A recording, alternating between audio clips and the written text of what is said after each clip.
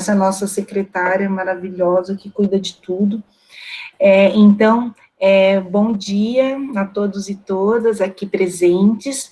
É um prazer estar mais uma vez, né, apresentando a nossa reunião de departamento da tocoginecologia, e de forma virtual, mais uma vez, gravada.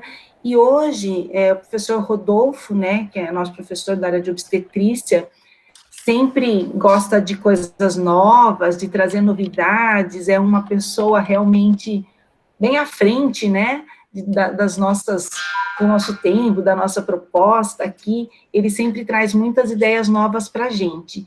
E hoje ele está trazendo aqui 2 convidados, né, a professora Ademir, professor Paulo, e eu vou pedir, antes de começar a aula mesmo, né, Rodolfo, de você fazer uma apresentação do tema, dos professores, como isso tudo chegou até aqui.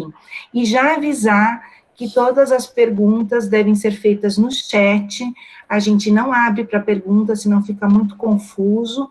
Então, tudo que vocês precisarem saber dos professores, vocês colocam no chat, e depois o Rodolfo organiza tudo isso para a gente. Muito obrigada, uma ótima reunião a todos, e muito obrigada mais uma vez pela participação do Paulo e do Ademir. Um abraço. Muito obrigado, doutora Fernanda. Eu acho que essas reuniões têm sido bastante interessantes, porque a gente tem conseguido, mesmo como a professora Fernanda falou, conseguindo utilizar as ferramentas que nos estão impostas nesse momento, para poder ter a oportunidade de a gente diversificar temas e pessoas que estão vindo trazer, falar para a gente. O tema de hoje é mais uma inquietação, resultado de uma inquietação, no sentido de que a gente tem sido muito eficiente em produzir conhecimento. Nosso departamento é um dos, se não o melhor, um dos melhores departamentos de tocoginecologia do Brasil. A gente é o único programa de pós-graduação em nota máxima da CAPES na nossa área. A gente tem tido um reconhecimento na produção de conhecimento em saúde da mulher, seja na área de oncologia, na área de ginecologia, ou mesmo na minha área, da área de obstetrícia. No entanto, a gente tem uma grande lacuna, que é na questão da implementação desse conhecimento. Por um feliz encontro, eu tive a oportunidade de conhecer o Dr. Paulo Boren, que é atualmente diretor de projetos para a região da América Latina do Institute for Healthcare Improvement, sediado no Texas, e que tem feito um trabalho muito interessante em obstetrícia, na qualificação dos hospitais e das maternidades. Junto com ele, para ajudar na discussão, temos aqui um professor do departamento do IMEC, da Unicamp, né, do Instituto de Matemática da Unicamp, que trabalha há muitos anos com a área de ciências da melhoria, que é o professor Ademir Petenati, que vai ajudar nessa discussão, na qualificação desse tema. Então, sem mais demoras, eu gostaria, então, de pedir para que o professor Paulo, doutor Paulo, comece uma discussão, comece a apresentar um pouco da ideia, para a gente poder ter tempo para poder trazer um pouco da discussão. Muito obrigado pela presença de vocês, é um prazer tê-los aqui. Obrigado, muito obrigado, Rodolfo. Eu não sei se vocês estão vendo a tela. Sim, está bem. Bom, a primeira coisa, eu sou médico, né? Eu morava em Belo Horizonte até 6, 7 anos atrás, e há mais ou menos eu fazia cirurgia vascular, mas em 2011, aliás, 2010, eu conheci o IHI. Eu estava na Índia, trabalhando lá com o Banco Mundial, etc., e lá, através de uma americana, eu conheci o IHI, e apaixonei inteiramente pelo trabalho que o IHI tem feito no mundo, e um pouco da minha história, porque que eu fui parar nisso, né, em obstetrícia. Eu era cirurgião vascular, e o que aconteceu? Eu fazia um trabalho para o sistema Unimed, eu fui diretor da Unimed BH por muitos anos, mas eu tinha uma inquietação, né? Eu queria fazer alguma coisa para ajudar o paciente e não os médicos, assim. Eu sentia que a minha missão era ajudar os pacientes. E por uma feliz coincidência, eu vou contar essa história aqui na minha apresentação, eu me envolvi com esse tema da ginecologia obstetrícia. E tem uma outra história, que é uma história pessoal. Eu sou filho de... Eu tenho 7 irmãos do mesmo pai e mesma mãe. E a minha mãe, Selmi, ela chamava Selmi, ela, ao engravidar do 9º filho, ela, no dia do trabalho de parto, ela teve uma embolia pulmonar maciça e morreu. Tá? Morreu assim... Ela foi para o hospital para ganhar o neném e nunca mais voltou. E isso teve um impacto na minha vida muito grande, e eu fiquei de luto muitos anos por isso, sem entender isso, mas depois esse luto aí transformou em lutar para que nenhuma família mais no Brasil passe por isso. Então eu quero dizer que essa questão do cuidado materno-infantil tem tudo a ver com a minha vida pessoal, né? Isso é parte da minha vida, e eu quero lutar, e eu tenho quase que uma missão da minha vida é ajudar o Brasil a reduzir mortalidade materna, reduzir cesariana desnecessária e oferecer o melhor para essas mulheres e bebês e essas famílias. Então, o IHI é uma organização sem fins lucrativos. Isso diz mais a receita a mim, né, que é cuidar das pessoas, é cuidar dos pacientes, e essa é a minha prioridade. Por uma feliz coincidência, eu encontrei o Ademir nessa jornada, e o Ademir hoje é meu amigo, e a gente trabalha junto já desde 2014, 2015, e o Ademir tem a mesma paixão que eu tenho em tentar melhorar a vida dos pacientes. Então, foi uma feliz coincidência. E o que a gente vai falar aqui hoje é como o modelo de melhoria do IHI pode ajudar o Brasil a reduzir cesarianas desnecessárias, mas não só isso, mas como reduzir mortalidade materna, como reduzir infecções nos hospitais, e a gente vê hoje que esse modelo é um modelo muito potente, ele tem uma potência muito grande, né? E para pensar essas questões, e Ademir, por favor, me interrompa a hora que você quiser, para complementando o raciocínio aqui. Eu e Ademir, a gente faz isso já há muitos anos, e a gente tem uma sintonia muito grande em tudo que a gente fala. Ademir, fique à vontade. A gente sempre, eu gosto muito dessa frase do Paul Batalden, que ele fala que todo sistema é perfeitamente desenhado para obter os resultados que obtém. Então, se hoje o hospital de vocês tem 47% cesariana, é porque o sistema é perfeitamente desenhado para ter 47% de cesariana. Se hoje nós temos no Brasil 85% cesariana no sistema privado, é porque o sistema é perfeitamente desenhado para obter esses resultados. Então, nós no Brasil desenhamos um sistema absolutamente impecável para gerar cesariana, tá?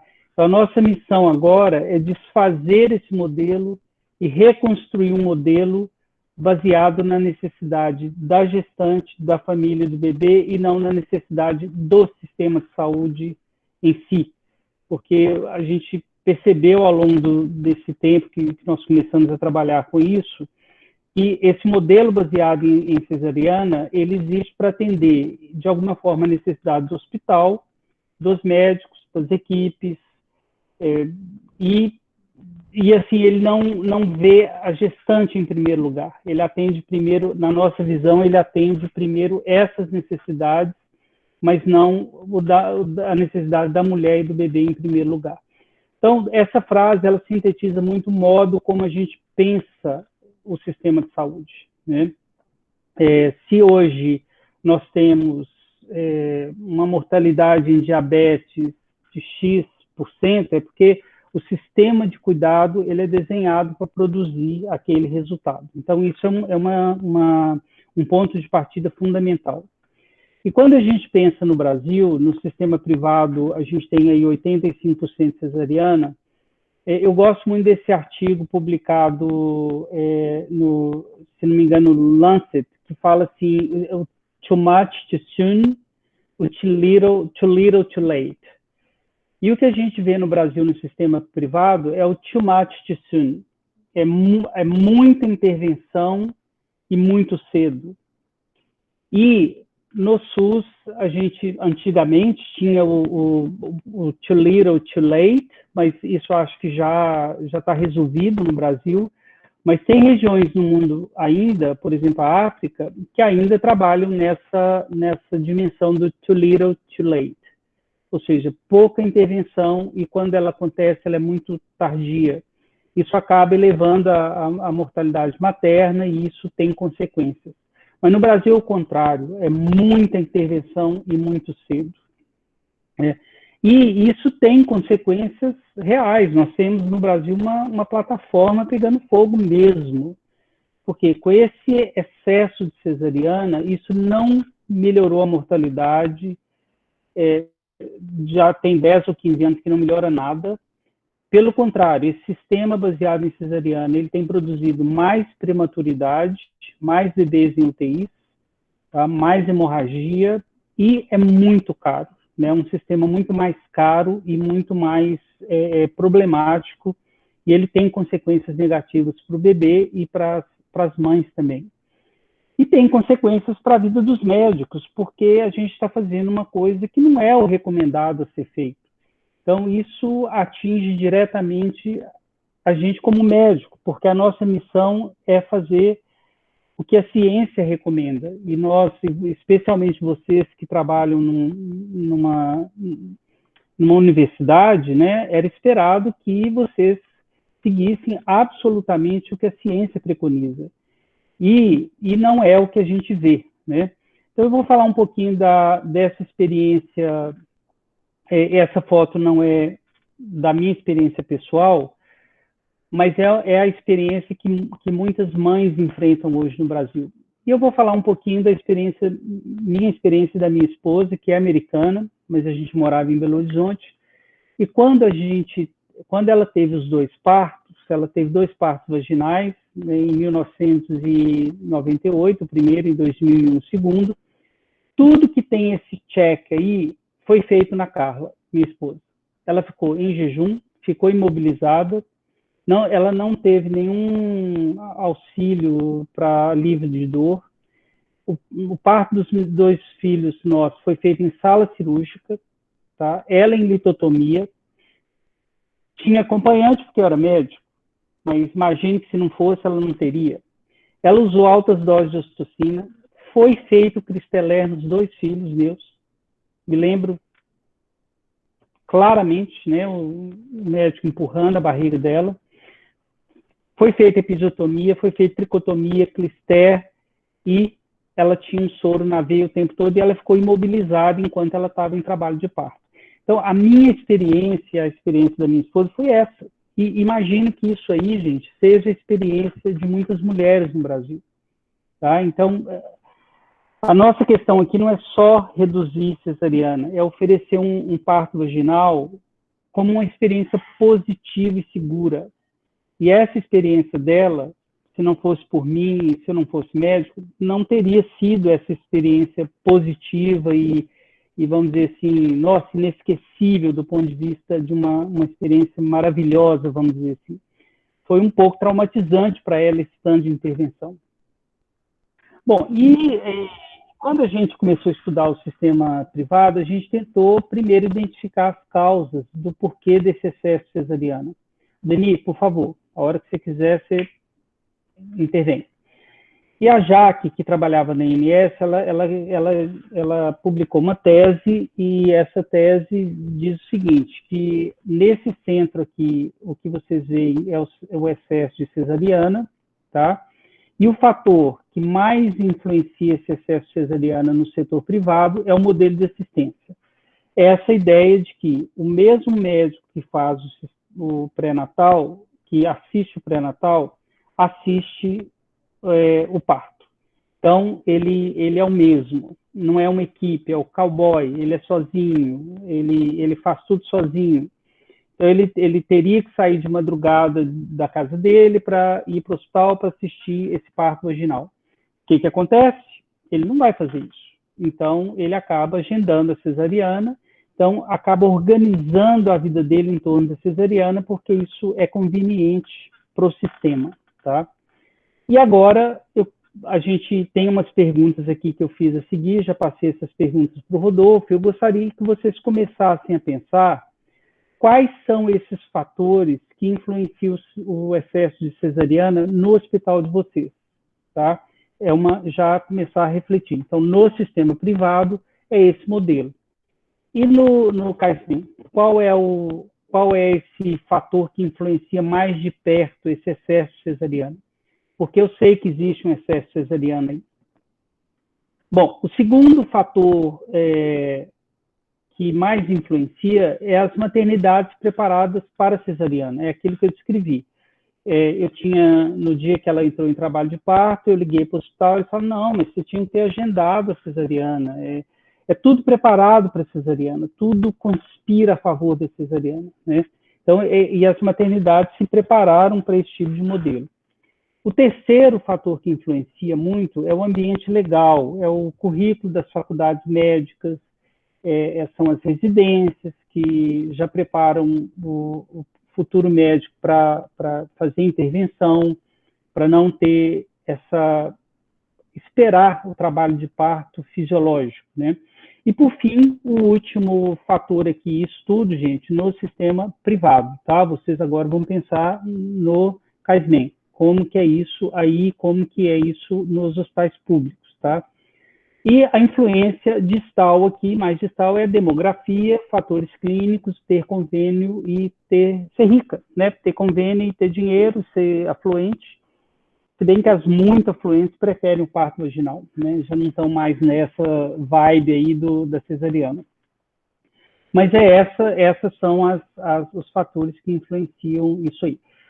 Rodolfo, a gente ouve muito, e assim, é chocante ouvir que muitos médicos falam assim, não, é a Constituição da brasileira, essa mistura de raça, a brasileira não está preparada. Tem um monte eu já ouvi coisas assim, chocantes, né, que eu falo, não é possível que isso está saindo assim, da boca de um cientista, né, porque médico, além de tudo, são cientistas, mas enfim, a gente ouve de tudo, tá? E aí, o Rodolfo, eu não sei se eu gerei um gráfico aqui com os dados que você me enviou, Ademir, o que a gente está vindo aí? Isso é um gráfico é um I, tá? Porque eu só peguei as porcentagens. Um aumento, né, ao longo desses 5 anos aí, uma tendência de aumento de cesáreas, saindo de 42,5% para 47,5% nos últimos... 47 na mediana, né? Não, sim, mediana, tá para 50, mais de 50% cesariana. Isso. Então, esse é um gráfico do percentual de cesariana e a gente vê aí essa escalada para cima, né, do percentual de cesarianas aí no CAISM, né? CAISM, Paulo. CAISM, ok, desculpa. E aí, Rodolfo, essas perguntas você já passou, né, para o pessoal? Não, eu acho que a gente pode comentá-las a partir de agora, e aí deixar isso claro, assim, eventualmente trazer isso mais ao final, eventualmente, na participação de todos. Mas como preferir. Tá, não, se vocês puderem já incluir no chat aí para o Rodolfo, qual seria o percentual de cesariana desejável no CAISM? Qual o tamanho desse gap? Vocês já sabem que na mediana vocês têm 46,6% e no último mês foi 52% cesariana. Então, qual seria o recomendado em evidência científica? Porque vocês são uma organização que gera conhecimento científico e era esperado que que vocês tivessem exatamente como a ciência recomenda, né? Então, qual o tamanho desse gap e o que vocês têm feito para reduzir esse gap e quais os motivos para esse gap? Porque eu falei aqui do sistema privado, mas vocês devem ter uma teoria por que vocês estão afastados da melhor evidência científica, né? Então, são essas perguntas que a gente gostaria que vocês respondessem para a gente discutir daqui a pouco. E aqui, pessoal, quando a gente...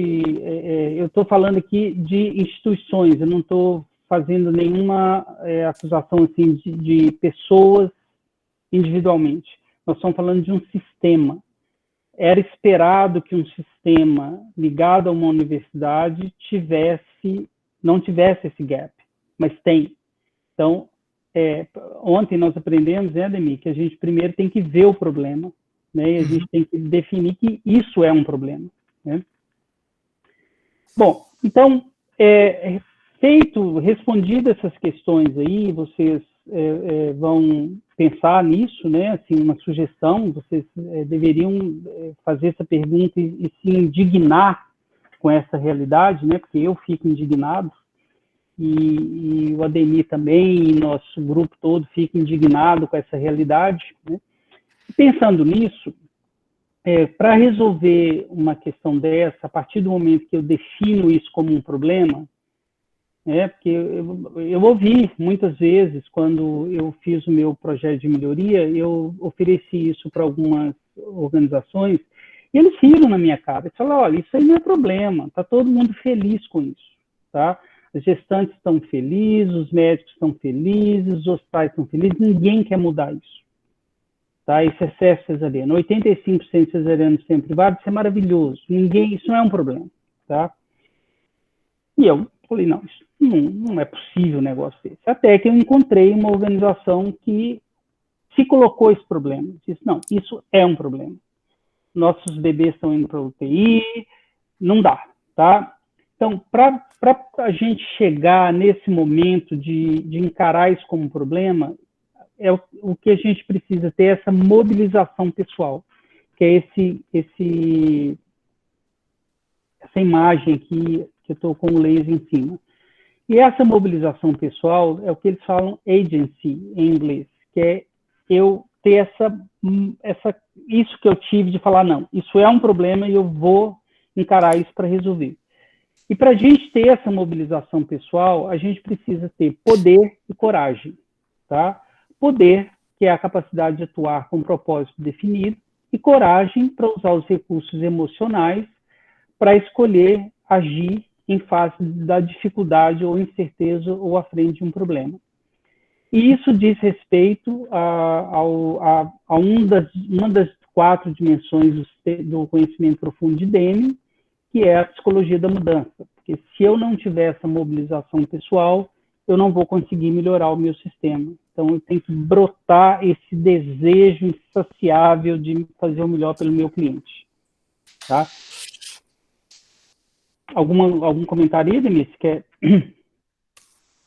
Não, tem alguns comentários e perguntas aqui, mas segundo a orientação da Fernanda, a gente responderia isso no final, ou ao longo da tua apresentação tem resposta para isso. Por exemplo, como que o projeto do Parto Adequado tem atuado no quesito da judicialização, né, da medicina, que acaba colocando para o médico a questão de eu fazer alguma coisa que me proteja, né, em relação a eventuais eventos. Né? Eu acho que talvez até a origem do parto adequado pode responder um pouco essa questão da judicialização, né? Vamos responder no fim, que aí a gente constrói o raciocínio aqui e as perguntas a gente responde no final. Bom, isso, então, eu acho que fica ajustado assim. Né, então, como é que surgiu, como é que o modelo de melhoria, como é que eu e o Ademir nos envolvemos com isso, por que um cirurgião vascular resolveu abandonar a carreira dele de cirurgião vascular e dedicar a vida à melhoria e a fazer isso que eu faço com tanta paixão e amor, assim, por essa questão. É preciso a gente começar isso de algum lugar, e o CAISME pode começar a fazer isso. CAISME, Jesus, CAISME, Paulo, CAISME. O CAISM pode fazer isso. E uma maneira de fazer isso, não é a única, tá? Mas é usar o modelo de melhoria do IHI, e o modelo de melhoria do IHI à esquerda aqui. A gente sempre faz uma pergunta, o que estamos tentando realizar, e no caso do CAISM pode ser reduzir cesariana desnecessária. O CAISM pode fazer uma segunda pergunta, que é, como saberemos se uma mudança é uma melhoria? Né? Eu não canso de ouvir o Ademir falar. Para a gente melhorar, precisa mudar, mas nem toda mudança é uma melhoria. E para isso, precisa ter indicadores. E o Ademir vai falar bem para a gente quais são esses indicadores, o que a gente usa para medir, né, para saber se essa mudança foi uma melhoria. E, por fim, eu preciso decidir quais mudanças eu vou fazer que eu acredito que resultarão em melhoria. Respondidas essas 3 perguntas, eu rodo os ciclos de PDSA, que é usar o método científico para fazer melhoria. Ao invés de eu fazer isso na base da sorte e do azar, eu faço isso usando o método científico, testando em pequena escala, aprendendo e melhorando o meu sistema usando o método científico. E aqui essa imagem da esquerda é muito interessante porque eu e o Ademir só conseguimos ajudar as gestantes se tiver vocês. Porque vocês têm um conhecimento específico e eu e o Ademir temos o conhecimento da ciência da melhoria. Este casamento, essa interseção é onde acontece a melhoria. Então, a gente precisa ter os 2 conhecimentos para saber melhorar um sistema. Então, vocês precisam saber que existe essa ciência da melhoria e com o conhecimento específico de vocês, a gente pode mudar o mundo. Tá? Então, esse é um convite que eu e o Ademir fazemos. Vamos mudar o mundo com esses 2 conhecimentos aí juntos, né? E a história de Jaboticabal, gente, é a história que eu falei com vocês. Eu cheguei lá em 2011, tinha 0% de parto vaginal aqui, já há 20, 30 anos, das clientes da Unimed. 0. Não existia parto vaginal para nenhuma gestante. Eu cheguei lá e nós começamos a trabalhar, comecei a usar o modelo de melhoria e eu tinha a missão de, em 9 meses, aumentar de 0 para 40% o percentual de partos vaginais entre as clientes da Unimed em Jaboticabal, no Hospital Santa Isabel. E o que aconteceu? A gente conseguiu. Em 9 meses, nós chegamos aí a quase 43% de parto vaginal na média, tá? Tinha variações, e eu posso explicar cada variação dessa, mas não é o caso. Mas olha aqui, a gente começou a fazer as mudanças, começou a ter mais parto vaginal, e depois esse sistema estabilizou aqui em 42% em 2015. Eu voltei lá, aqui é o SUS e Unimed, eles estão lá com cerca de 55%, mais ou menos, de parto vaginal. Eles têm lá 45% de cesariana, tá? Ainda não é o ideal, mas já saiu de 0 e já foi para 55% de parto vaginal. E nunca mais voltou àquela situação anterior. Eu voltei lá em 2016 com a Organização Mundial de Saúde, com a Ana Pilar Detran, que é essa que está aqui, ó. E a gente fez uma reunião com a cidade, na Câmara Municipal. E, gente, a cidade mudou a cultura. Tá? A cidade, no início, quando nós começamos aqui, eles fizeram um protesto, não queriam parto vaginal, eles queriam, não, cesariana, que é o bom. A primeira gestante que entrou em trabalho de parto, chamaram a polícia, porque ela estava tendo dor. Para vocês terem ideia do que aconteceu lá, né?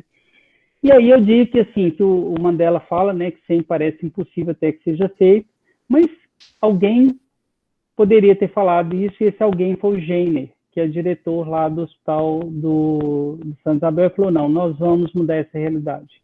Ele teve a mobilização pessoal, e eu, junto com ele, com a Ademir, a gente conseguiu mudar a mentalidade de uma cidade inteira, né? Então, hoje você vai lá, as mulheres querem parto vaginal, apoiam, tá aí, fizemos uma reunião com várias mulheres. Então, essa é a potência desse modelo, né, dessa metodologia. E aí o próximo passo é, ok, em Jaboticabal deu super certo, foi bom, está sustentável, como é que a gente podia disseminar isso para o Brasil inteiro, a partir de Jaboticabal? E o IHI tem uma metodologia que chama BTS, ou colaborativa, que é o Breakthrough Series, e é Breakthrough porque eu tenho que me propor uma meta ousada, tá? Não, nós vamos sair de 0% de parto vaginal para 15%. Não, é 0 para 40%. 40 para 80, tem que ser breakthrough, tem que ser uma coisa assim muito fantástica, né? E esse método, ele tem 5 elementos. A gente precisa criar uma meta, eu preciso ter uma teoria já testada em um lugar, no caso de Jaboticabal, e eu preciso agora ter várias organizações, vários hospitais diferentes, de diferentes regiões do Brasil, juntos numa colaborativa com uma meta única. E eu vou mostrar para vocês aqui o que foi essa meta.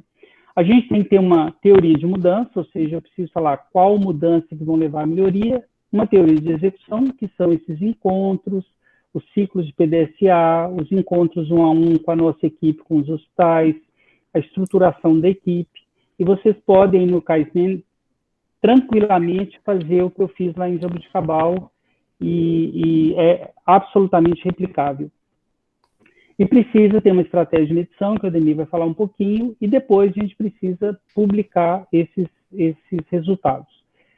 E a partir desse desenho, tá, nós fizemos isso. Nós saímos de um hospital, que foi Jaboticabal, e porque a ANS foi acionada judicialmente porque ela não estava fazendo tudo que ela precisava fazer para reduzir cesárea desnecessária, e eles foram acionados judicialmente por um Ministério Público de São Paulo, e aí a ANS entrou em contato com o IHI e falou, olha, a gente quer fazer o que vocês fizeram em Jaboticabal para outras maternidades no Brasil. E nós fizemos isso, foi que eu encontrei o Ademir, e nós incluímos 28 maternidades, e para ampliar o que a gente tinha feito em Jaboticabal em 28 maternidades. E a nossa meta foi aumentar partos vaginais de 20% para 40% em Robson 1, como uma experiência positiva e segura até novembro de 2016. Essa era a nossa meta. Tínhamos uma teoria de mudança, uma execução, né? Tinham reuniões que a gente fazia, a gente ensinava o modelo de melhoria, etc. Tínhamos uma estratégia de medição e também de disseminação. E nós publicamos esse resultado no Green Journal, que é aqui nos Estados Unidos, Obstetrics and Gynecology, o ano passado, e nós provamos que foi possível sair na população geral desses hospitais, não só Robson 1, né? Mas na população geral, esses hospitais tinham no início 21% de parto vaginal e chegaram a 35,5%. Comparando com um grupo de hospitais controle, a gente viu que não existiu o mesmo movimento nos hospitais que não participaram dessa colaborativa, mas a gente viu progressivamente o percentual de partos vaginais aumentar nesses hospitais que participaram, que usaram o modelo de melhoria. Isso está publicado no Green Journal. Bom, e também nós conseguimos um grant, junto com o Bill Gates Foundation e com a Fiocruz, para avaliar os hospitais do parto adequado que participaram dessa iniciativa, para saber se esse percentual de partos vaginais piorou o cuidado ou melhorou o cuidado. Então, a gente tinha que ver do ponto de vista qualitativo se teve algum efeito negativo nesse sistema. E o que a gente viu, gente, foi só coisa boa, tá? Aí, em cima, mais é melhor, o vermelhinho é antes do parto adequado e o verdinho depois.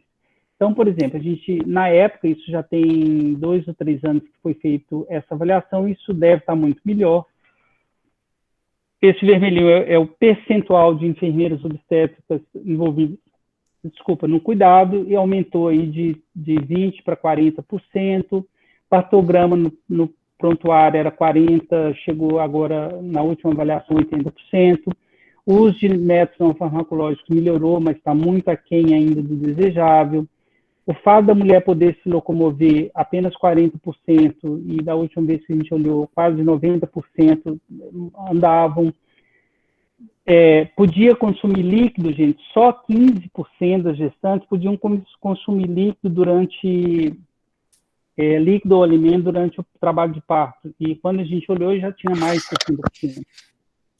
E abaixo aqui, menos é melhor. Então, reduziu o uso de catéter periférico, reduziu o uso de ocitocina, reduziu a posição litotômica, reduziu a episiotomia e reduziu bastante o Quistelé, mas quando a gente olhou, ainda tinha aí cerca de quase 20% dos hospitais que a gente visitou, ainda existe a prática de Quistelé, apesar dela ter sido abolida da prática obstétrica.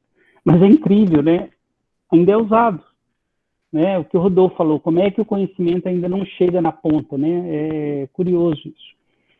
E aí a gente também essa foi a pesquisa da Duca e da Jaque, né, com a Fiocruz, viu que o que mais determina no sistema privado é a confirmação daquela teoria que eu citei, né, que o meso-obstetra assistindo o pré-natal e o parto é que induz, que cria esse sistema perfeitamente desenhado para gerar cesariana.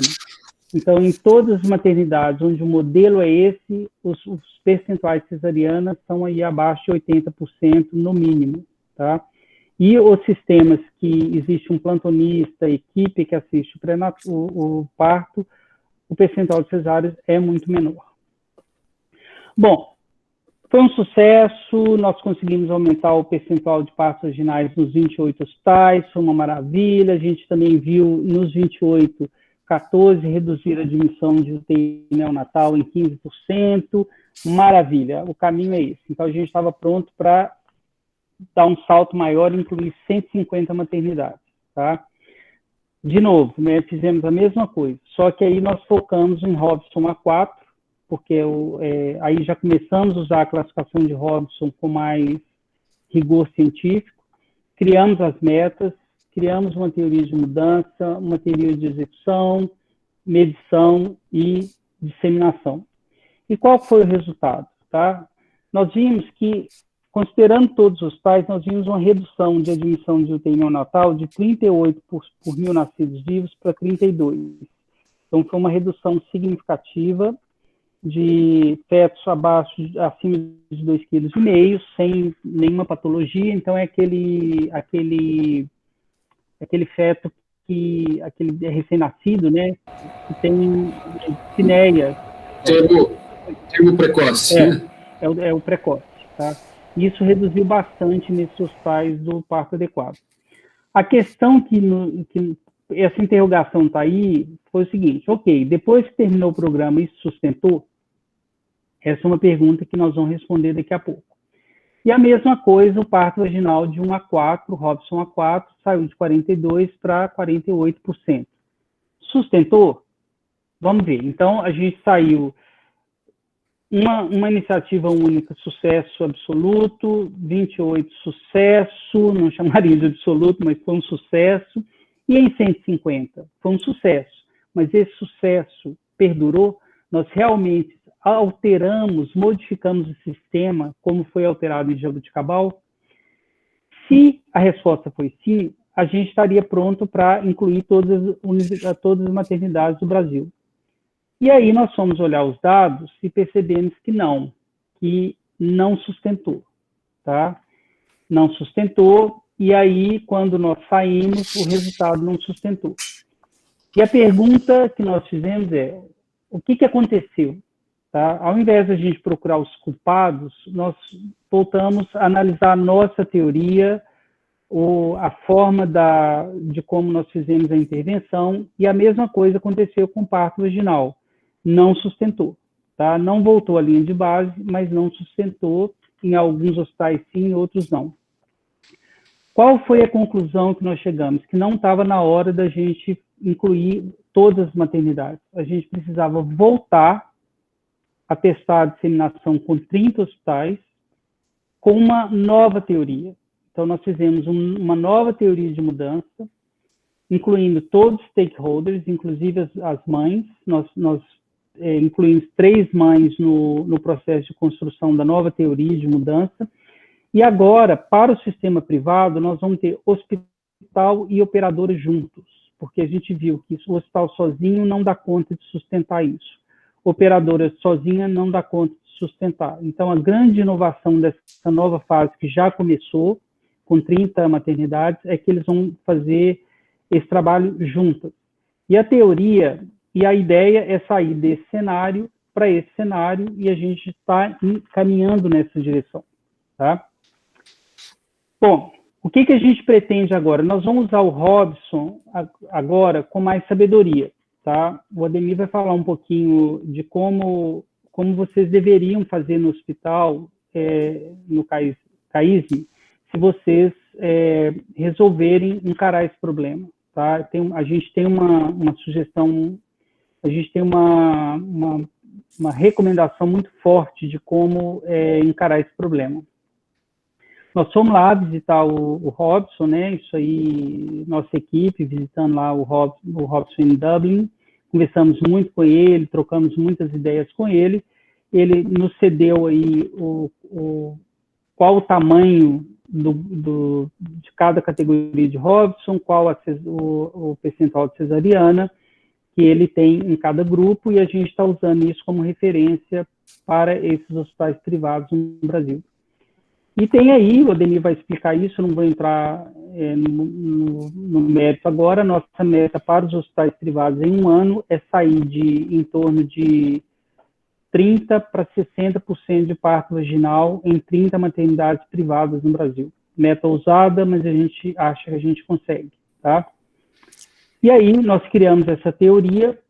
Nesses hospitais privados, o parto vai passar a ser institucional, então vai acabar aquela figura do médico avulso.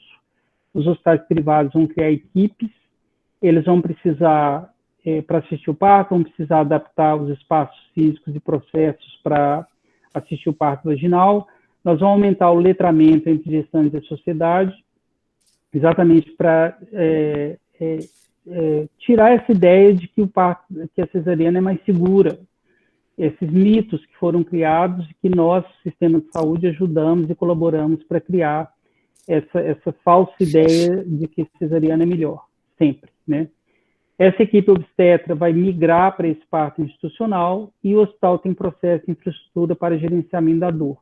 E com isso, com esses 5 pontos aqui, a gente acredita que a gente consegue chegar nos 60%.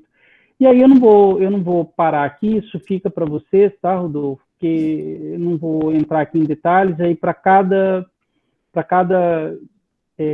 tópico desse existe uma série de mudanças concretas que os hospitais vão fazer.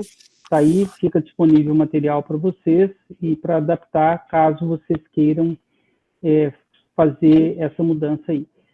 Caso vocês queiram, é preciso criar uma equipe de melhoria. Tá aí, esse material vai ficar disponível para vocês também. E agora eu vou pedir o Ademir para falar um pouquinho de indicadores e como a gente mede isso numa colaborativa ou num projeto de melhoria. Ademir, com você. Tá, você vai trocando slides para mim, por favor, Paulo. Claro. Aquela primeira frase que o Paulo utilizou, né, que um sistema perfeitamente desenhado para produzir os resultados que produz, porque então a gente tem que olhar uma maternidade como um sistema. E nesse sistema, próximo slide, Paulo, uma visão assim que eu acho assim extremamente útil para entender sistema é esse desenho proposto pelo Deming já na década de 50.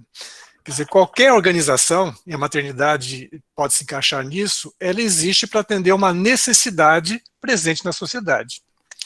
E essa necessidade, tem clientes que têm essa necessidade, no caso, famílias e gestantes. E você tem um processo, que é o processo de condução do parto todinho, que está colocado nessa faixa central, né? E que usa informações e material que vem de fora de fornecedores, ou seja, você tem material, vem de fora de fornecedores, você tem um processo de produção de um bem ou de um serviço para atender uma necessidade de um cliente nessa ponta. E aí aparece uma questão importante que é a medição, né? Quer dizer, para você poder gerenciar qualquer sistema, e a maternidade não foge disso, você precisa ter indicadores que permitam responder a seguinte pergunta, basicamente: como estamos em relação a como deveríamos ou como gostaríamos de estar?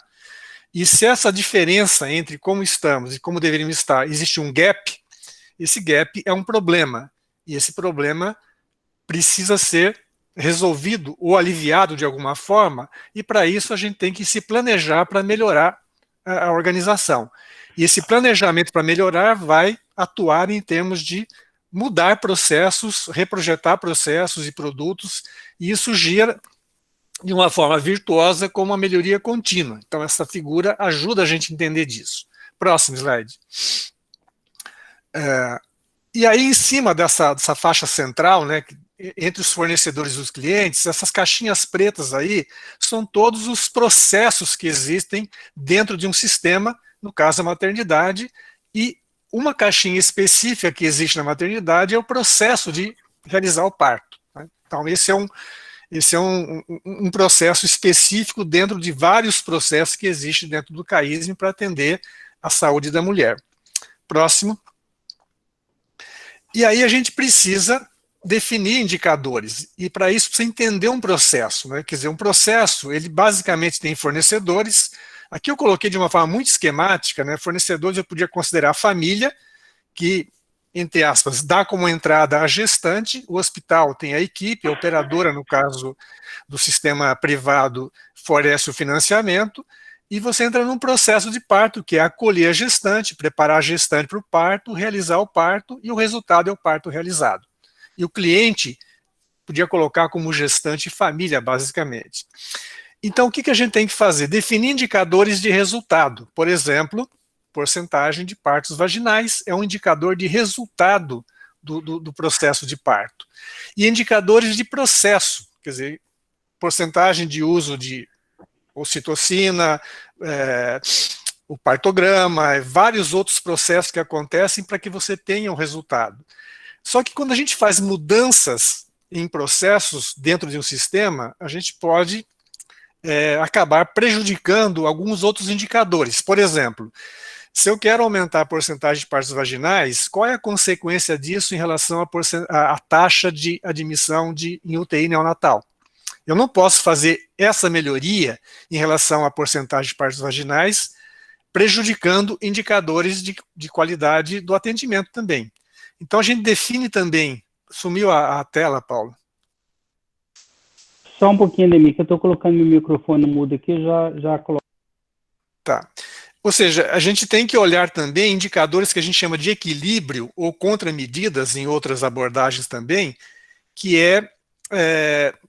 e monitorar esses indicadores para verificar se a melhoria que a gente consegue no indicador de resultado, porcentagem de partos vaginais, não impacta de forma negativa indicadores como cuidado do bebê, admissão em UTI, morte materna e assim por diante. Então a gente trabalha com esses conceitos sempre. Indicador de resultado, que a gente quer alcançar, indicadores de processo, porque se a gente não muda o processo de cuidado, não tem chance nenhuma de mudar o resultado, e indicadores de equilíbrio. Próximo. E a estratégia de medição, né? Como é que a gente vai medir, no caso dessa fase intensiva? O indicador central para a gente é a porcentagem de partos vaginais dentre todos os partos realizados. E a nossa meta para esse grupo de 30 hospitais agora é chegar em 60%, e o racional por isso eu posso explicar daqui a pouco.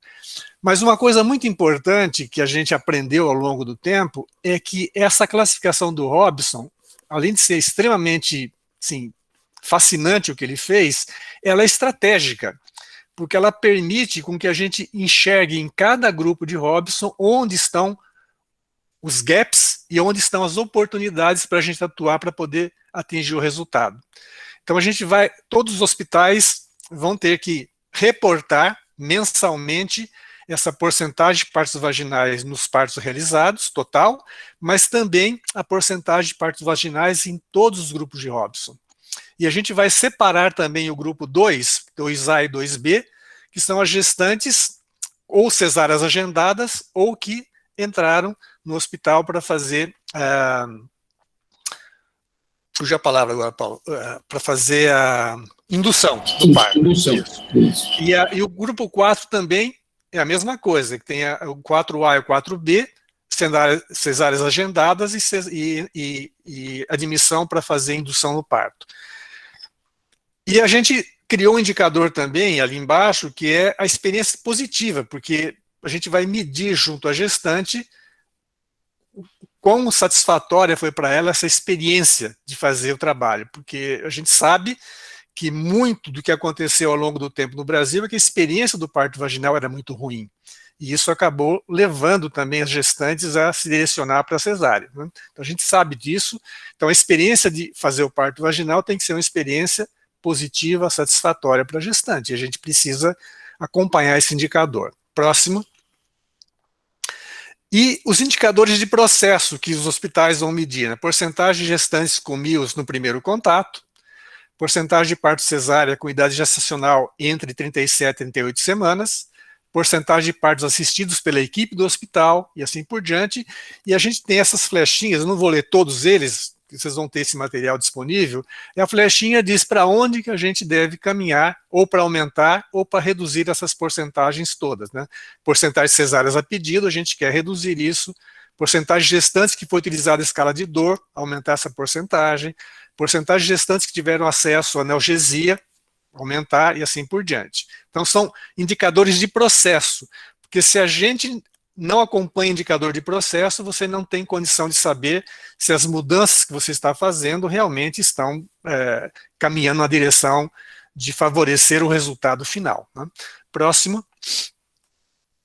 E indicadores de equilíbrio, o que a gente vai acompanhar para verificar se a gente não está impactando de forma negativa o sistema. Taxa de óbitos maternos, faltou aqui maternos, por 100 mil nascidos vivos, que é um indicador já clássico. Número de dias entre óbitos maternos, taxa de morte fetal intraparto, taxa de neonatos admitidos na UTI neonatal, exceto malformação congênita ou doenças genéticas, porcentagem de partos com transfusão de sangue, porcentagem de partos com gestantes com laceração de terceiro e quarto grau, e porcentagem de nascidos com apigar menor que 7 após o 5º minuto. E a meta é ou manter ou melhorar esse resultado, nunca piorar esse resultado. Se a gente estiver piorando isso, as mudanças que a gente está fazendo não fazem sentido. Próximo. Como é que a gente vai usar a classificação de Robson, né? A gente tem um referencial que é a porcentagem de gestantes em cada grupo de Robson na maternidade do Robson, em Dublin. E a gente tem uma meta de porcentagem de partos vaginais em cada grupo. E cada hospital, mensalmente, montando essa tabela, ele pode enxergar onde estão as diferenças e os gaps e onde que ele tem que atuar em cada grupo para conseguir aumentar a porcentagem de partos vaginais. Ou seja, a porcentagem do grupo 2 é tentar transformar a gestante em grupo 1. Do 4, tentar transformar em 3, assim por diante, e tem toda uma análise que pode e deve ser feita pela maternidade sempre para entender o seu sistema. Quer dizer, a classificação de Robson é uma análise estratégica para qualquer maternidade. Então, isso a gente vai capacitar as maternidades, né, em relação a quem não mexe com isso ainda, quem não trabalha com isso, para que elas usem essa análise como uma orientação de como trabalhar, né? Por exemplo, no caso aqui, nessa tabela, do Robson, que é uma universidade, a maternidade dele, que é uma universidade de referência, se vocês olharem do lado esquerdo, tem a porcentagem de gestantes em Dublin, porcentagem de gestantes que ele tem em cada grupo. E a gente pode comparar isso em relação ao Brasil. Por exemplo, o R2, grupo 2, ele tem 17% de gestantes no grupo 2. A gente tem 33%, quase 34% de gestantes. E ele tem a porcentagem de partos vaginais que ele consegue em cada grupo, né? E do lado a gente tem uma referência tanto de Brasil como do parto adequado nas nossas experiências. E o que a gente está propondo para os hospitais é atingir essa meta que está do lado direito, atingir 80%, ainda não é os 91% do Robson, mas já uma melhoria em relação aos 56%, aumentar para 50% a porcentagem de partos vaginais no grupo 2 e assim por diante. Se a gente conseguir atingir essas metas para cada grupo que estão no lado direito, e conseguir mobilizar as pacientes, as gestantes dos grupos aqui, mudando o 2 para o 1 e o 4 para o 3, por exemplo, a gente consegue chegar a 60% ao final do projeto. Então, isso dá uma referência para as maternidades e para se analisar mensalmente o seu resultado e verificar se as mudanças que eles estão fazendo está conduzindo os resultados na direção que a gente precisa para chegar nos 60%. Basicamente isso, Paulo. Acho que a gente pode agora abrir para perguntas e comentários, assim por diante. Muito obrigado, professor Ademir, muito obrigado, professor Paulo. Eu só vou apresentar a minha tela, porque nem todo mundo pode estar mais confortável com a distribuição, a classificação de Robson. Vou apresentar a classificação, só para ilustrar, então, que o grupo 1 são nulíparas com feto único, em trabalho de partos. Piscando para mim aqui, Rodolfo. Não sei se para mim está piscando o seu slide.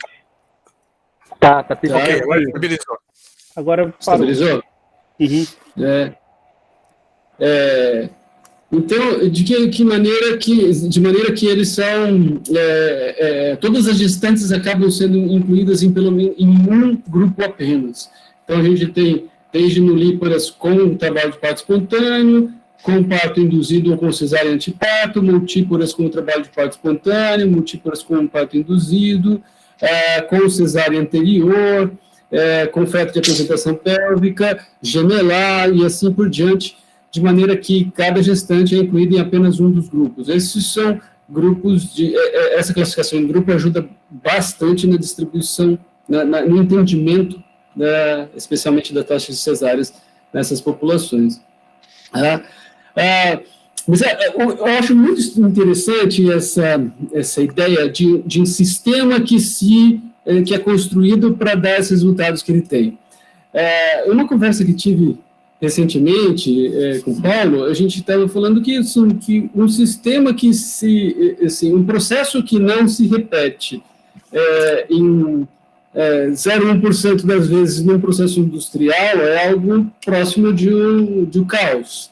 E que em saúde a gente espera que esse processo se repita, um processo assistencial seja adequado um número menor de vezes. Assim, vocês poderiam comentar um pouco dessa questão do processo de assistência, da manutenção de um processo de assistência confiável? Demi, quer falar primeiro e depois eu falo? Pode falar. Não, assim, a gente, estudando com a Demi e com as teorias, né, com o Demi e outras pessoas, a gente aprendeu que eu só posso dizer que um processo é confiável quando ele acontece 95% das vezes como ele foi desenhado. Por exemplo, se eu... vamos usar o exemplo do uterotônico depois da dectação, tá? Então, se eu tenho na minha maternidade, se eu garanto que 95% das vezes as gestantes recebem ocitocina depois da dectação, eu posso dizer que esse é um processo seguro, um processo confiável, aliás. Se isso acontece 80 ou abaixo, a gente diz que esse é um processo caótico, porque ele é quase que um jogo de dados, né? Assim, às vezes eu vou receber, às vezes eu não vou receber. Então, por exemplo, se eu perguntar hoje para vocês, Rodolfo, qual o percentual de gestantes que recebem ocitocina depois de uma cesariana e de um parto vaginal, qual é esse percentual que acontece no CAISMI? CAISMI, então, é o anagrama de Centro de Atenção Integral à Saúde da Mulher. CAISMI. Bom, assim, a gente não tem essa informação propriamente dita, medida e qualificada sistematicamente. Por isso eu não tenho condição de responder. Acredito que seja próximo de 100%, mas eu não tenho essa informação. Mas aí eu e o Ademir vamos dizer o seguinte, que o Demi falava, em Deus eu confio, para todos os outros, mostre-me os dados. Se você não é capaz de mostrar o dado, eu até confio no que você está falando, mas eu só acredito vendo o indicador. Então, por isso que é importante medir indicador de processo, porque vocês podem se surpreender, tá? No parto adequado, a gente viu nesse projeto de mortalidade materna que as maternidades falavam a mesma coisa. Não, é 100%. Quando elas foram medir, era 65%, 70%, 80%. Não estou dizendo que no CAISM é isso. Mas, assim, o que você falou, assim, eu só posso dizer que um processo é confiável se eu meço, se eu tenho um indicador e se ele acontece 95% das vezes como eu desenhei. Quer completar um pouquinho, Ademir, isso aí? Eu só queria, talvez, assim, fazer uma referência, né? Porque parece que 95% pode ser um resultado ainda muito ruim, e em algumas situações por exemplo, transfusão de sangue, não dá para errar 5 vezes em cada transfusão que você faz, você está matando o paciente. Então aí você precisa de uma confiabilidade muito maior que 95%. Né? E assim como na indústria, na aviação, etc. Então o 95% para a gente aqui é considerando a complexidade de maior parte dos processos de saúde. Né? Por exemplo, higiene das mãos. Há 150 anos que a gente sabe da importância de fazer higiene das mãos. Se você medir a confiabilidade desse processo nos hospitais, quanto que ele é? 40%, 50%? Eu não vi nenhum que conseguiu chegar em 95% na confiabilidade disso, porque é uma situação complexa. Então, sair de 50% de adesão à higiene das mãos para chegar em 95% é uma batalha enorme, mas é isso que a gente considera confiável. Abaixo disso é caótico. E a gente sabe as consequências de processos caóticos na saúde, no cuidado, em relação a evento adverso que você acaba gerando nos pacientes que são internados. Né? Então, a Laura me corrigiu aqui que foi publicado em 2010 que perto de 100% de utilização de ocitocina pós-parto. Mas a gente não tem isso sistematicamente coletado e não temos isso, esses dados atuais, por exemplo. Eu compilei algumas perguntas que vieram durante a discussão. Uma delas é referente à questão da judicialização da medicina, de que essa ideia, e aí dá para a gente engatar na próxima pergunta, essa ideia de que a cesárea é a melhor alternativa. Se tem um evento adverso num parto vaginal, isso pode servir como um disparador para um processo judicial, e que isso gera, então, insegurança de todo o processo assistencial. E aí, a próxima questão, uma questão que está vinculada a isso, é a questão da educação das gestantes e da sociedade. Né? Como é que a gente muda um pouco dessa visão de que a cesárea é a melhor alternativa sempre, em todas as vezes. Como é que vocês têm trabalhado um pouco com isso? Uhum. Então, a gente viu, Rodolfo, muito no início, essa discussão foi feita, por exemplo, na experiência de Jaboticabal, nós reunimos primeiro com os juízes da cidade, nós reunimos com os políticos para explicar. Então, precisa fazer esse letramento também com vários setores da sociedade. E hoje, no início, a gente via algumas sentenças de juiz falando, se você tivesse feito cesariana, né, não tinha acontecido isso. Isso tem mudado bastante, tá? E especialmente em São Paulo, com o Ministério Público tem sido muito ativo nessa questão do parto vaginal, tá? Especialmente na figura da Ana Previtali. Então, isso está mudando muito no judiciário, porque o Ministério Público está muito ativo nessa questão de informar bem os juízes também o que é a melhor ciência. Então, eu diria que sim, o judiciário foi influenciado por essa cultura desse sistema que nós criamos, mas isso tem mudado bastante, tá? Mudado bastante, especialmente com a atuação do Ministério Público. Encontrar os parceiros certos, também identificar parceiros certos para essa discussão, né? Trazê-los na mesa de discussão. Tem uma outra questão interessante que a doutora Fernanda coloca, que é relacionada ao papel do enfermeiro obstétrico na assistência. Como é que isso foi encarado dentro dessas instituições, numa proposta de mudança desse modelo de assistência? Como é que vocês lidaram com isso? Uma resistência no início, porque os médicos, né, assim, a gente, e aí não é culpa nossa, assim, vamos dizer, não é procurando culpado, mas todo o nosso ensino da escola de medicina, e eu sei disso porque na minha residência de cirurgia geral e vascular, eu via isso. A gente é criado nessa cultura do cowboy, né, que eu tenho que dar conta de tudo, eu que sou responsável por tudo. E, na verdade, nós médicos somos responsáveis por um pedaço desse cuidado. Então, hoje, na teoria que nós colocamos, que nós criamos hoje, desde 2015, é obrigado a enfermeira obstétrica nos hospitais privados. É obrigado, inclusive, tem lei para isso agora. Então, assim, está muito mais fácil agora. Os médicos no setor privado estão, aliás, eles querem as enfermeiras, porque eles entenderam o valor que elas agregam no trabalho deles e também no resultado da gestante. Então, a gente considera que isso ainda precisa fazer um trabalho, mas já evoluiu enormemente.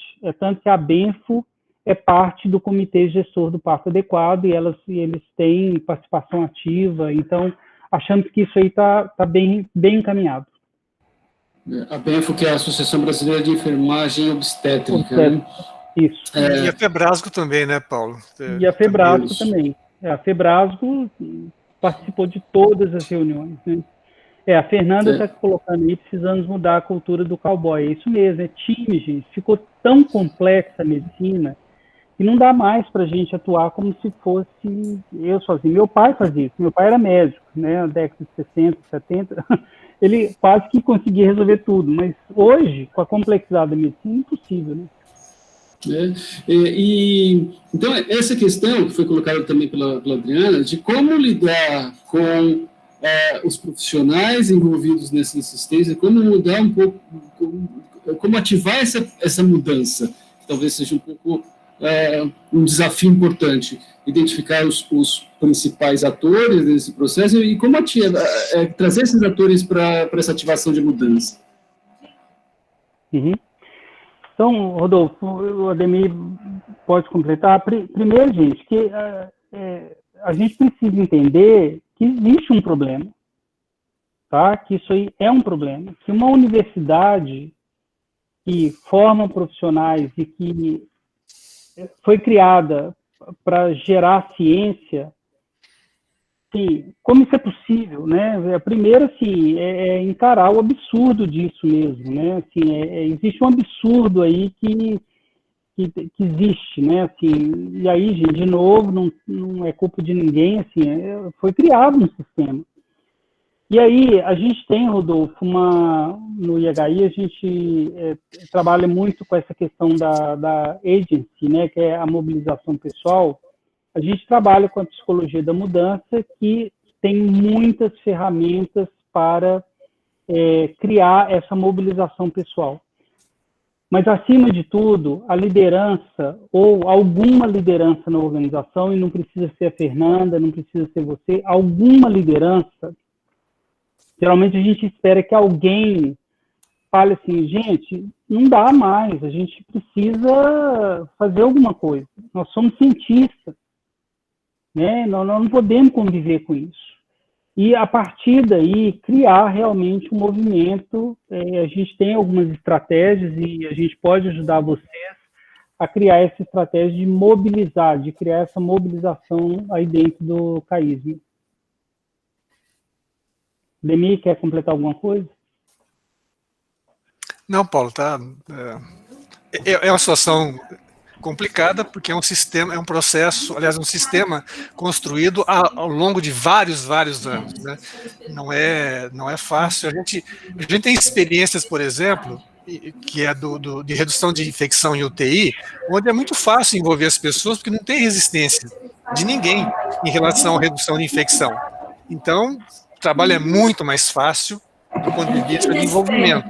Agora, no parto adequado, existe uma quantidade imensa de forças atuando contra, e a gente precisa mapear essas forças, precisa ter estratégia para lidar com elas, envolvendo quem se sente incomodado com essa situação. Então, é um processo muito mais difícil, mas a gente não vai desistir, né, Paulo? Não, inclusive mostrando que esse é o caminho. As pessoas também têm colocado aqui algumas questões relacionadas a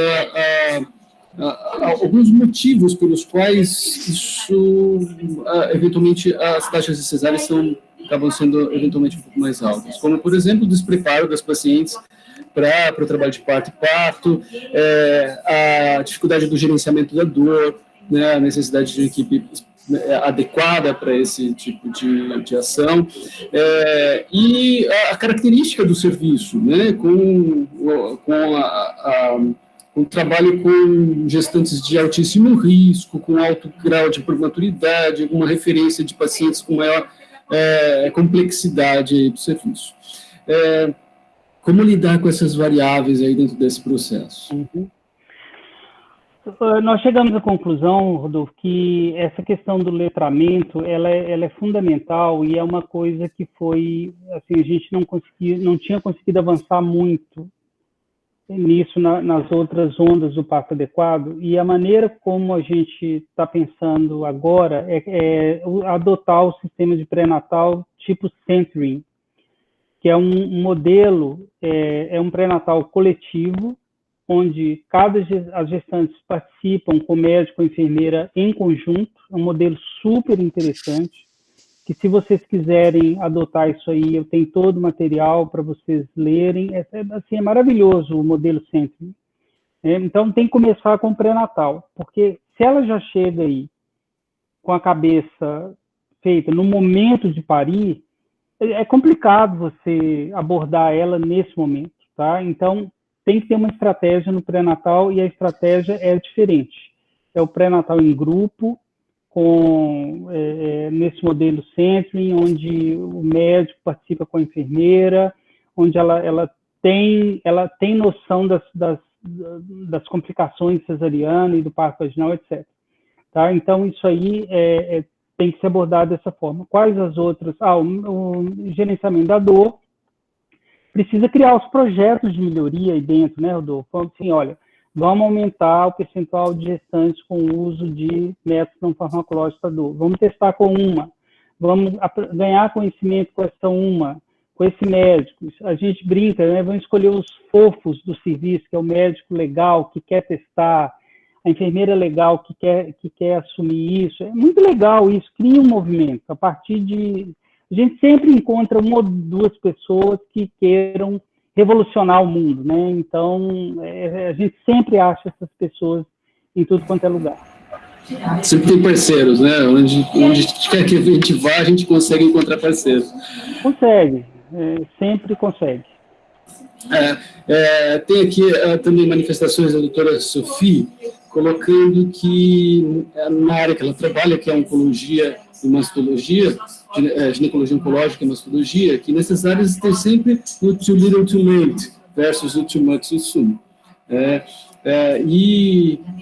O processo de melhoria também deve ser aplicado, esse mesmo processo de melhoria também pode ser aplicado em situações como essas. Nossa, o Rodolfo, e aí eu e o Demi podemos falar, a gente não conseguiu até hoje encontrar um problema que o modelo de melhoria não fosse aplicado de forma potente, tá? Nós conseguimos reduzir em 114 UTIs do SUS infecção de catéter urinário em 70% em 2 anos e meio. Gente, sem contratar ninguém, só melhorando o processo. só melhorando o processo. Tá? Letalidade sepse, 12 unidades do SUS, redução, hoje está com resultado melhor do que a Escócia, redução de 50% da letalidade sepse. Parto vaginal, mesma coisa.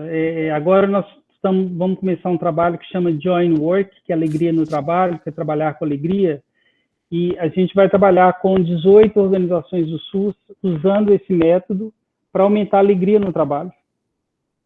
E parece uma coisa assim tão etérea, né? Mas a gente tem método, é possível melhorar, aumentar, criar propósito, etc. Então, assim, ela tem toda a razão, dá para ela melhorar, assim, muito. Ou seja, olhar para o sistema, para o hospital ou para a assistência médica como um sistema de produção.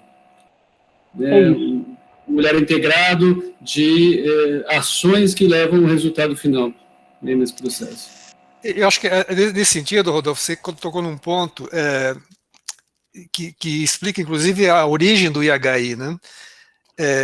Era conhecido na década de 80 o sucesso que essas abordagens de qualidade e melhoria produziam na indústria, né? Isso aí, Toyota e etc. são exemplos.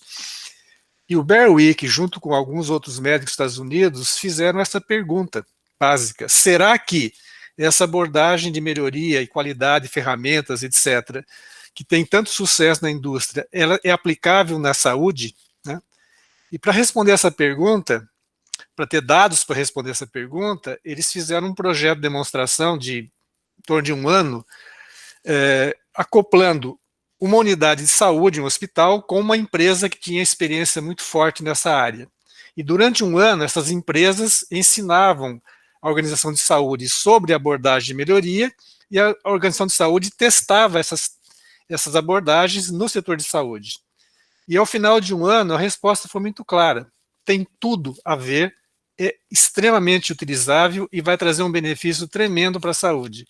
E a partir daí, se criou o IHI, e várias organizações de saúde começaram a trabalhar com essas abordagens, que são o Six Sigma, Lean, modelo de melhoria. Quer dizer, a gente tem várias abordagens que, no fundo, todas têm muita similaridade, aplicada à saúde, né? Em qualquer processo de saúde, seja num processo que envolve mais fluxo, né, de você reduzir tempos, etc., como no processo de cuidado. No caso, por exemplo, no caso da gente, letalidade sepse ou infecção em UTI, né, que a gente fez vários projetos. Agora, esses são projetos macros, né, com muitas organizações, mas a gente tem um curso de especialista em melhoria, e aí cada participante tem um projeto específico. Redução de TEV, redução de queda, redução, quer dizer, qualquer tema que seja importante do ponto de vista de segurança do paciente, você pode abordar com a abordagem do modelo de melhoria e reduzir eventos adversos, no caso, né? Então, é genérico, bastante para qualquer situação que você quiser.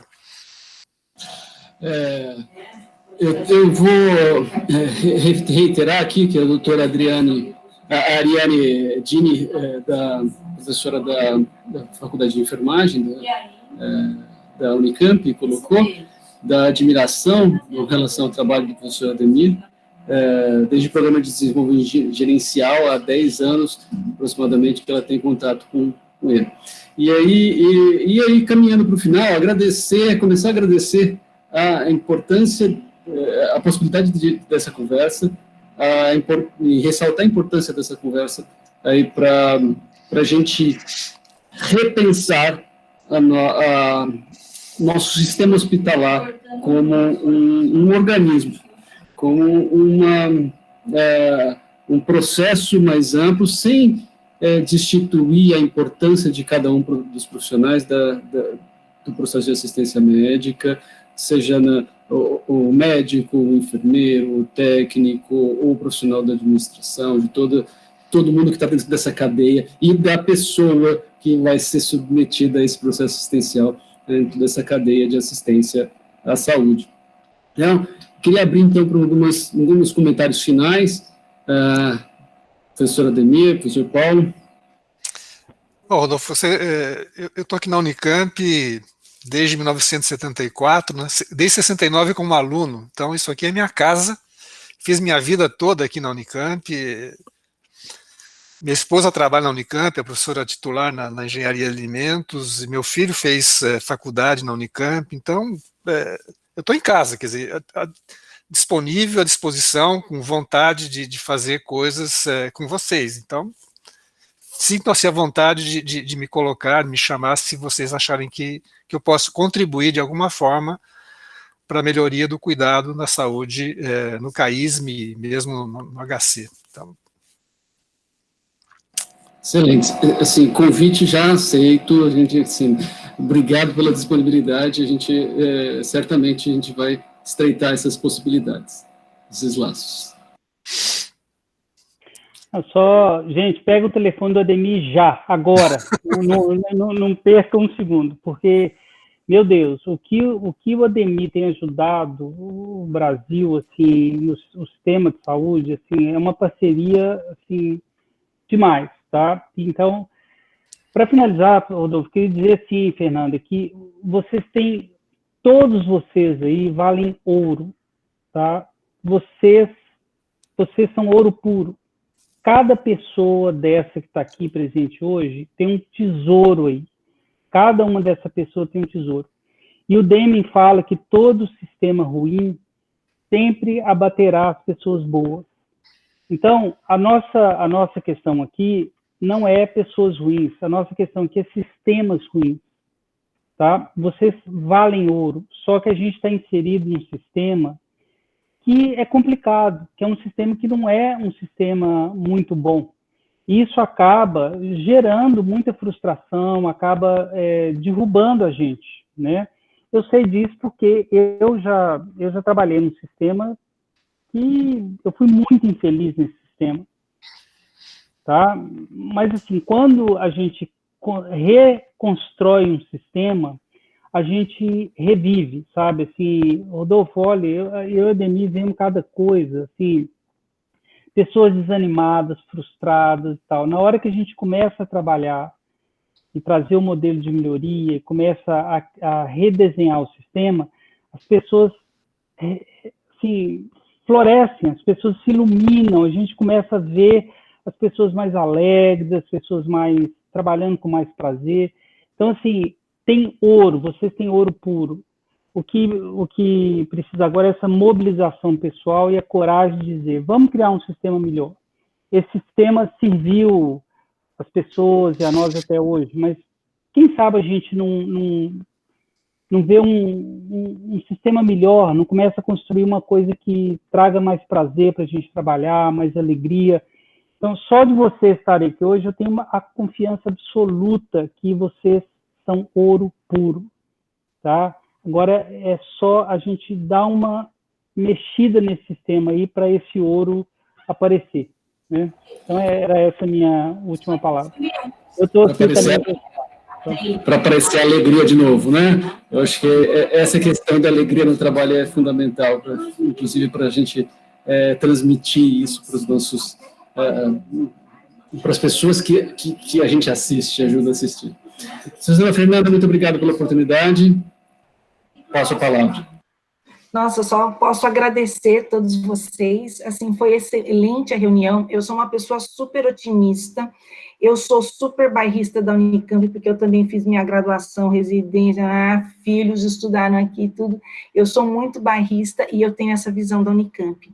E essa foi um dos motivos que eu vim para esse departamento, porque esse departamento, ele sempre foi muito inovador, e a gente realmente tem períodos, às vezes, mais difíceis, mas eu sou uma pessoa muito otimista, e eu também acredito nisso, a gente tem ouro aqui dentro, e a gente precisa trabalhar contra o sistema ruim. Achei essas palavras fundamentais, guardei várias delas, tenho, assim, um maior orgulho, né, tenho vários docentes assistindo aqui a reunião, docentes da Toco Gineco, a Ariane, que foi minha colega numa mesa, né, o ano passado, muito interessante, no Congresso dos Alunos, que é docente da enfermagem, as fisioterapeutas, as duas Andréias aqui, então eu queria agradecer, eu acho que a gente tem muito que trabalhar, a professora Elaine, que é responsável pela área de obstetrícia agora, e mais alguns colegas, E é isso, agora a gente tem que arregaçar a manga, deixar de ser cowboy, aprender a trabalhar junto, e assim, Rodolfo pega o telefone do Ademir,